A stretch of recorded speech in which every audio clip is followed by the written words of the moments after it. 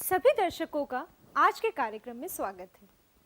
हम ये जानते हैं कि एक आवेश अपने चारों ओर विद्युत क्षेत्र उत्पन्न करता है। यदि आवेशों के एक निकाय पर हम विचार करें जिसमें एक से ज़्यादा आवेश उपस्थित हैं, तो एक बिंदु पर उन सब आवेशों के कारण विद्युत क्षेत्र उत्पन्न होगा। इस उत्पन्न कुल विद्युत क्षेत्र के परिमाण को हम किस प्रकार ज्ञात करेंगे? ऐसे में हम अध्यारोपण सिद्धांत के द्वारा एक बिंदु पर कुल विद्युत क्षेत्र का परिमाण लिख सकते हैं। आज हम एक विशेष प्रकार के आवेशों के निकाय पर चर्चा करेंगे और इस विशेष प्रकार के आवेशों के निकाय को वैद्युत द्विध्रुव कहते हैं। आज के कार्यक्रम में हम वैद्युत द्विध्रुव से उत्पन्न होने वाले विद्युत क्षेत्र पर तथा वैद्युत द्विध्रुव की भौतिक सार्थकता पर गहन चर्चा करेंगे। इसी के साथ हम ये भी समझेंगे कि द्विध्रुव को एक बाह्य विद्युत क्षेत्र में रखने पर इसके ऊपर क्या प्रभाव पड़ता है। परंतु सबसे पहले हम वैद्युत द्विध्रुव के विषय में जानेंगे। तो आइए वैद्युत द्विध्रुव की परिभाषा को जानें। परिमाण में समान एवं विजातीय बिंदु आवेशों का कोई युगल जिसके बीच पृथक्कन है वैद्युत द्विध्रुव कहलाता है। मान लीजिए कि Q तथा -Q का कोई युगल है जिनके बीच 2a का पृथक्कन है, तो यह आवेशों का निकाय वैद्युत द्विध्रुव कहलाएगा। आवेशों के बीच की दूरी 2a गणना की सरलता के लिए ली जाती है। -Q तथा Q की अवस्थितियों का मध्य बिंदु द्विध्रुव का केंद्र कहलाता है। तो हम कह सकते हैं कि Q तथा -Q से इस केंद्र की दूरी a है। अब हम वैद्युत द्विध्रुव से संबंधित भौतिक मात्रा द्विध्रुव आघूर्ण को समझेंगे। किसी वैद्युत द्विध्रुव के द्विध्रुव आघूर्ण सदिश P की परिभाषा इस प्रकार की जा सकती है। P सदिश बराबर Q इंटू 2a P। इस समीकरण में हम कुछ महत्वपूर्ण बातें समझ सकते हैं, जैसे कि द्विध्रुव आघूर्ण सदिश का परिमाण Q इंटू 2a है और इसकी दिशा -Q से +Q की ओर होती है और द्विध्रुव आघूर्ण का SI मात्रक कूलम मीटर है। प्रत्यक्ष रूप से वैद्युत द्विध्रुव का कुल आवेश 0 होता है, परंतु इसका अर्थ ये नहीं है कि द्विध्रुव का विद्युत क्षेत्र भी 0 हो। चूँकि आवेश Q तथा -Q में कुछ पृथक्कन है, इसके कारण विद्युत क्षेत्र जब जोड़े जाते हैं तब ये एक दूसरे को यथार्थ रूप से निरस्त नहीं करते। परंतु यदि द्विध्रुव बनाने वाले आवेशों के पृथक्कन की तुलना में दूरी अधिक है, तो Q एवं -Q के कारण क्षेत्र लगभग निरस्त हो जाता है। अतः अधिक दूरियों पर किसी वैद्युत द्विध्रुव के कारण विद्युत क्षेत्र 1/r²। एकल आवेश Q के कारण विद्युत क्षेत्र की R पर यही निर्भरता है, इससे भी अधिक गति से मंद हो जाता है। इसे गुणात्मक रूप से समझने की आवश्यकता है। तो आइए सबसे पहले द्विध्रुव के अक्ष बिंदु पर विद्युत क्षेत्र ज्ञात करते हैं। मान लीजिए P बिंदु पर द्विध्रुव के केंद्र से Q की ओर R दूरी है।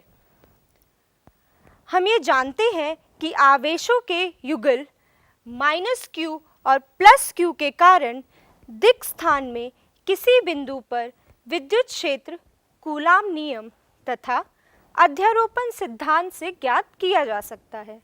धनावेश के कारण विद्युत क्षेत्र आवेश से बाहर की ओर उन्मुख त्रिज्यीय होता है। इसके विपरीत यदि स्रोत आवेश ऋणात्मक है यानी कि -Q है, तो विद्युत क्षेत्र सदिश हर बिंदु पर त्रिज्यीय किंतु अंदर की ओर होता है। इसी के कारण बिंदु P पर दोनों आवेशों के विद्युत क्षेत्र को इस तरह दर्शाया गया है तथा परिपाटी के अनुसार द्विध्रुवी आघूर्ण की दिशा -q से +q यानी कि ऋणावेश से धनावेश की ओर होती है। जैसा कि हम जानते हैं कि एकल आवेश के लिए विद्युत क्षेत्र को किसी बिंदु पर परिमाण E = 1/4πε0 q/r² होता है। अब हम वैद्युत द्विध्रुवी के आवेशों के विद्युत क्षेत्र सदिश के समीकरण को लिखने का प्रयास करते हैं।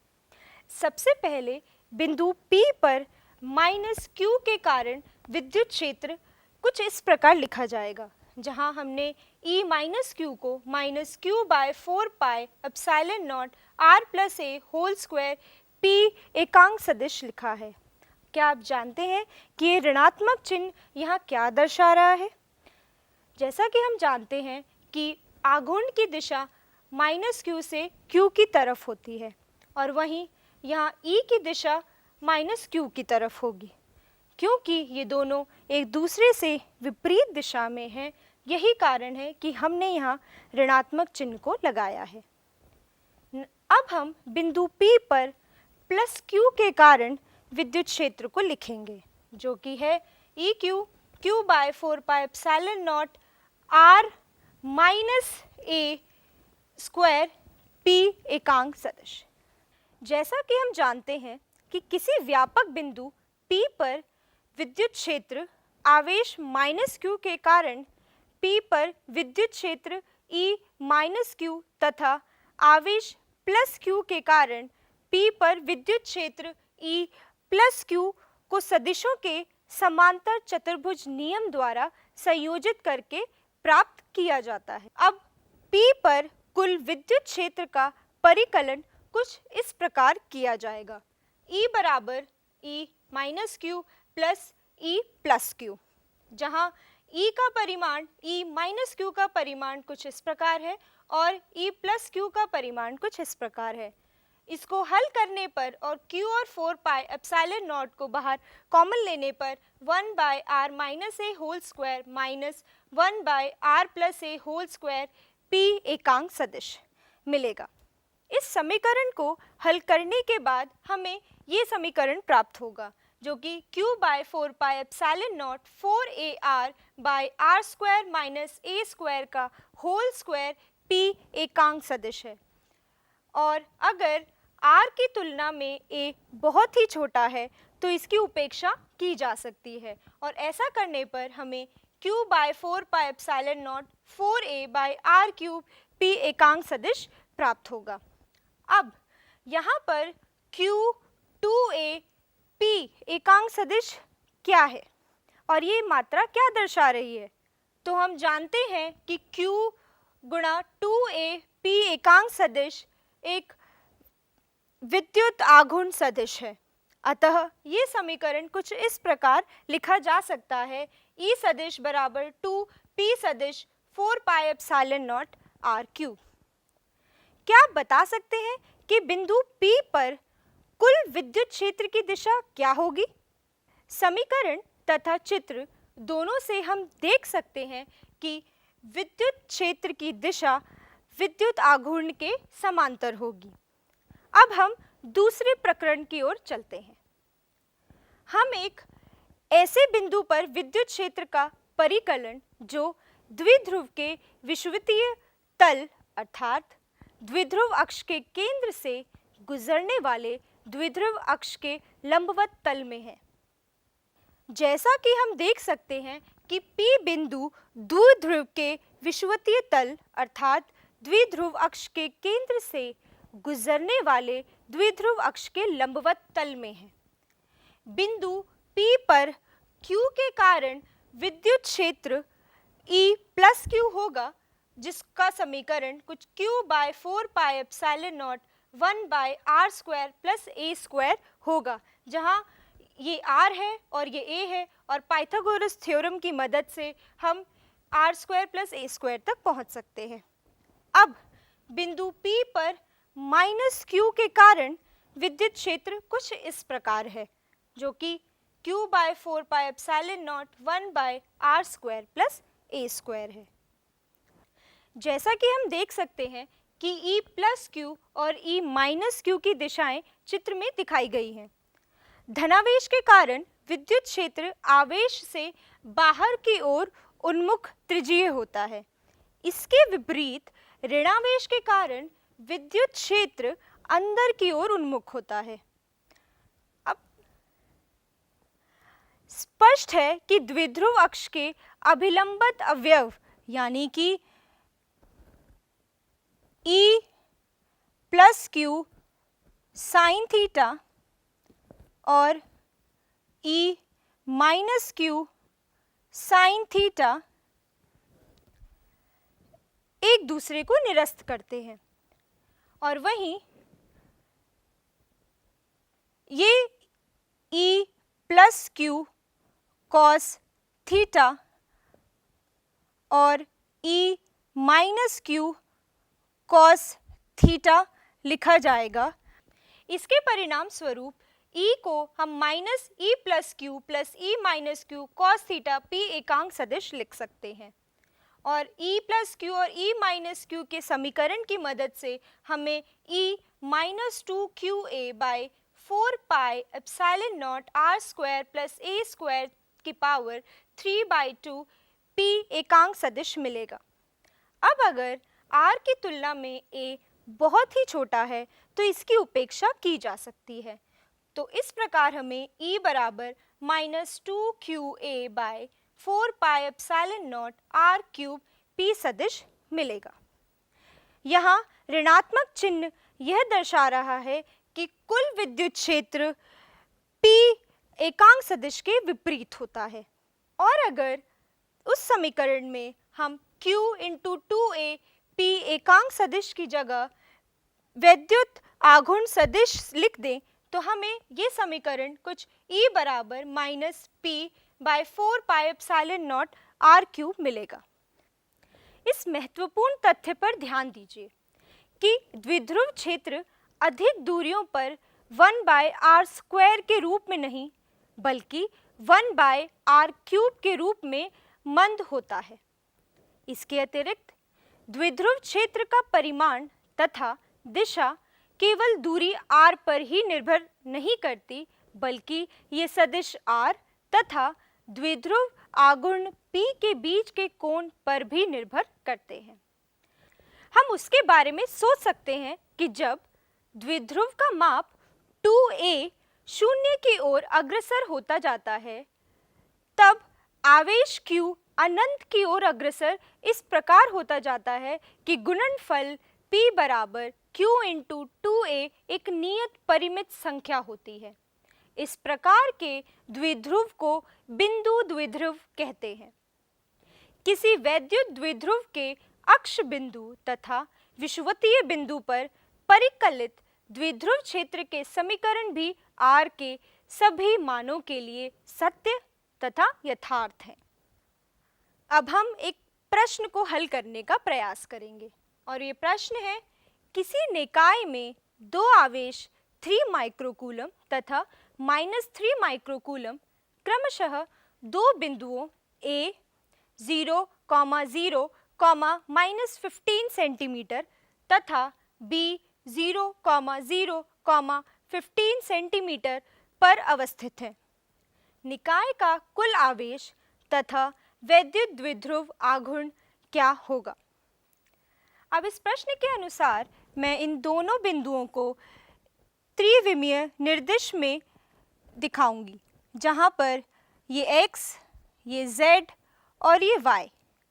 यहाँ x पर 3 माइक्रोकूलम जो कि 0, 0, 15 सेंटीमीटर, और वहीं यहाँ -3 माइक्रोकूलम की स्थिति 0, 0, -15 सेंटीमीटर है।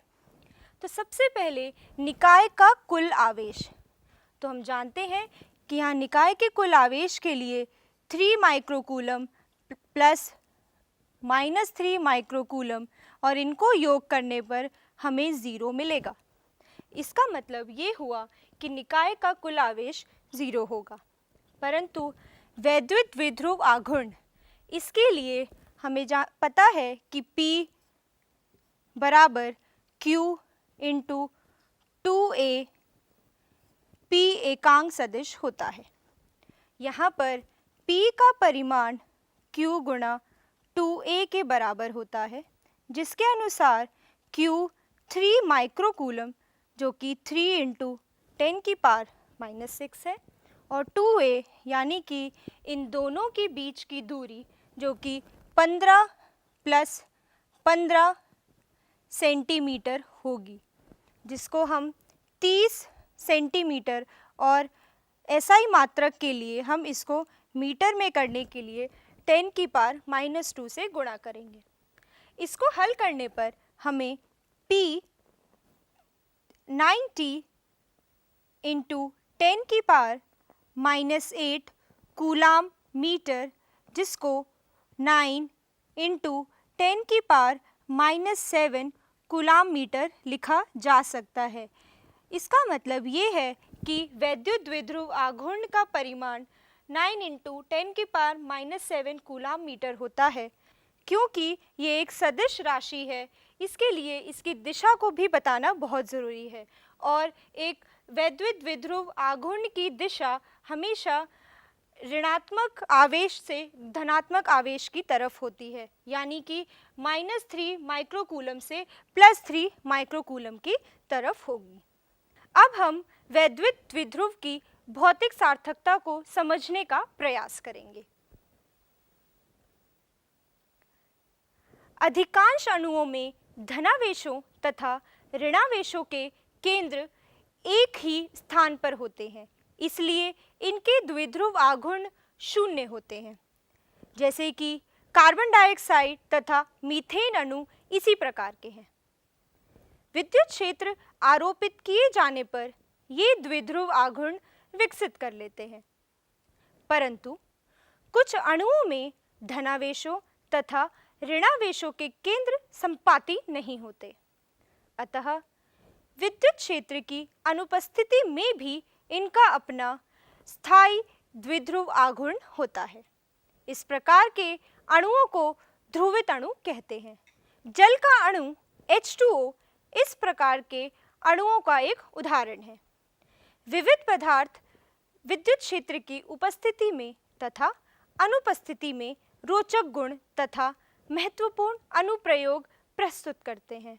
आइए अब यह जानते हैं कि वैद्युत द्विध्रुव को विद्युत क्षेत्र में रखने पर क्या होता है। मान लेते हैं कि स्थायी द्विध्रुव जिसका द्विध्रुव आघूर्ण P एक समान विद्युत क्षेत्र E में रखा हुआ है। स्थायी द्विध्रुव से क्या तात्पर्य है? स्थायी द्विध्रुव से हमारा तात्पर्य ये है कि P का E से स्वतंत्र अस्तित्व है। ये E द्वारा प्रेरित नहीं हुआ है। यहाँ आवेश Q पर QE तथा -Q पर -QE बल लग रहे हैं। चूंकि E एक समान है, अतः द्विध्रुव पर नेट बल 0 होगा। QE -QE 0 होगा। परंतु आवेशों में पृथक्करण है, अतः बल भिन्न बिंदु पर लग रहे हैं, जिसके परिणाम स्वरूप द्विध्रुव पर बल आघूर्ण कार्य करता है। जब नेट बल 0 है तो बल आघूर्ण मूल बिंदु पर निर्भर नहीं होता। इसका परिमाण प्रत्येक बल के परिमाण तथा बल युग्म की भुजा अथवा दो प्रति समांतर बलों के बीच लंबवत दूरी के गुणनफल के बराबर होता है। अब हम बल आघूर्ण का परिमाण लिखने का प्रयास करते हैं। बल आघूर्ण का परिमाण यानी कि टाउ बराबर होता है QE into 2A sine theta के, जिसे 2QAE साइन थीटा लिख सकते हैं। इसकी दिशा तल के अभिलंबवत इससे बाहर की ओर है। P क्रॉस E का परिमाण भी PE साइन थीटा है तथा इसकी दिशा पृष्ठ के अभिलंबवत बाहर की ओर है। अतः टाउ P क्रॉस E लिखी जा सकती है। यह बल आघूर्ण द्विध्रुव को क्षेत्र E के साथ संरेखित करने की प्रवृत्ति रखेगा।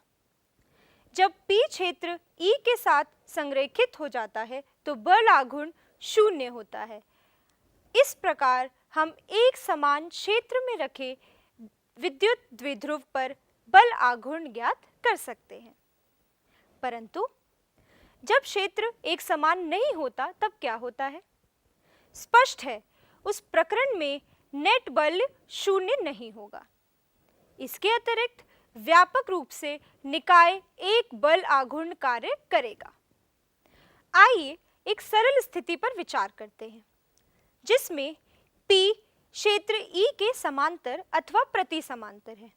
तो समीकरण टाउ बराबर PE sin थीटा के अनुसार दोनों ही प्रकरणों में नेट बल आघूर्ण तो शून्य होता है, परंतु यदि E एक समान नहीं है तो द्विध्रुव पर एक नेट बल लगता है। हम यहाँ आसानी से देख सकते हैं कि P क्षेत्र E के समांतर है। P माइनस Q से Q की ओर है और E की दिशा भी इसी तरफ है। माइनस Q से प्लस Q की ओर विद्युत क्षेत्र बढ़ रहा है, जिसका तात्पर्य ये है कि प्लस Q पर लगने वाला बल माइनस Q की तुलना में अधिक है। तो हम ये कह सकते हैं कि जब P क्षेत्र E के प्रति समांतर होता है तो द्विध्रुव पर घटते क्षेत्र की दिशा में एक नेट बल कार्य करता है। व्यापक रूप में बल E के सापेक्ष P के दिक् विन्यास पर निर्भर करता है। चलिए देखते हैं कि क्या आप एक सरल से प्रश्न का उत्तर दे पाते हैं या नहीं। जैसा कि हम जानते हैं, शुष्क बालों में फेरी गई कंघी कागज के छोटे छोटे टुकड़ों को आकर्षित करती है, क्योंकि कंघी घर्षण द्वारा आवेश अर्जित करती है, परंतु कागज तो आवेशित नहीं है। फिर इस पर आकर्षण बल लगने का क्या कारण है?